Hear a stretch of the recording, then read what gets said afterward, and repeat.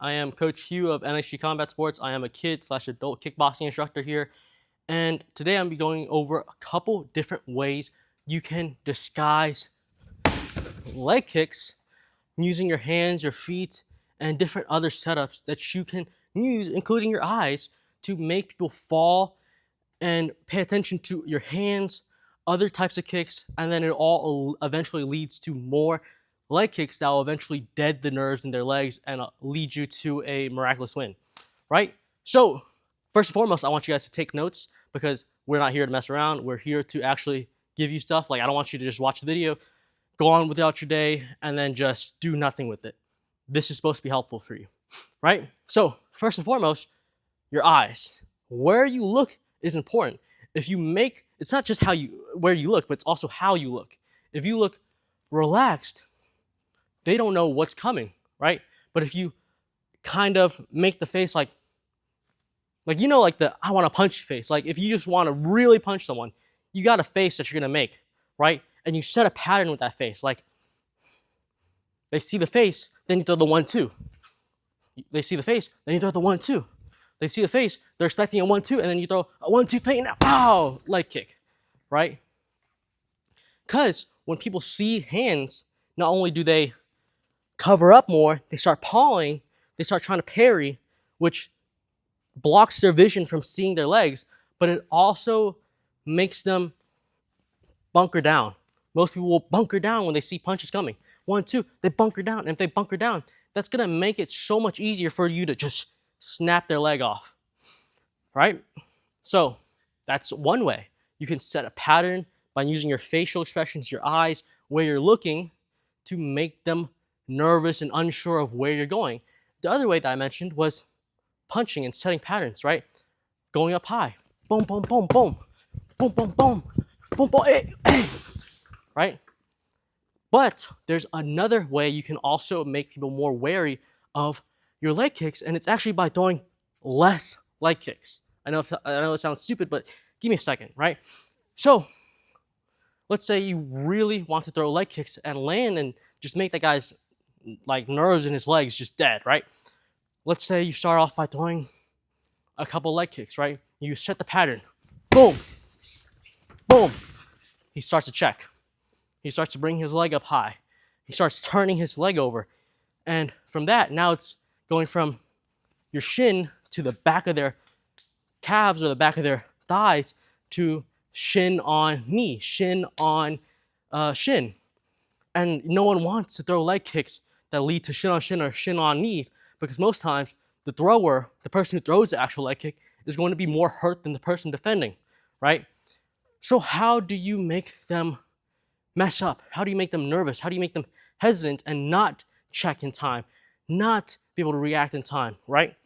The way is by mixing in other different types of kicks, using the same motion though. So again, maybe I want to go to the legs, right? I'm gonna again use my eyes, but instead this time I'm gonna look down to the legs. He's like, dude, this guy wants to hit my legs. You make that I want to kick your leg face, and you look at the leg, and you're really like, bow, right? But instead, the next time, after you've set the pattern, you're going to look at the legs. They're going to be scared of the legs, or scared of your leg kick. And then from here, you're going to go through the same motion, but at the end, you're going to lift your leg in and push out. Right? That's just one variation, right? Another variation is going to the head with it. Look down low. They're really nervous about the leg kick coming down low. So from here, you go up high, but you have the same setup. And you keep your eyes connected to their legs the whole way through until you connect to their head, right? Another variation that's more fun than practical is an inside crescent kick. Like I'll look at the legs, same setup, right? To the head, right? Or you can even do it to the body. Right? But the main two that I want you to know is that snake kick from earlier, which is where I'm faking the leg kick, retracting, throwing a teep. And the movement's kind of like a snake, right? And the other one is a question mark kick where you go up high. right? Those two are the most punishing because if they start trying to check that leg kick, right? Let's say I'm this bag, I'm checking the leg kick, I see the leg kick coming, I'm checking it.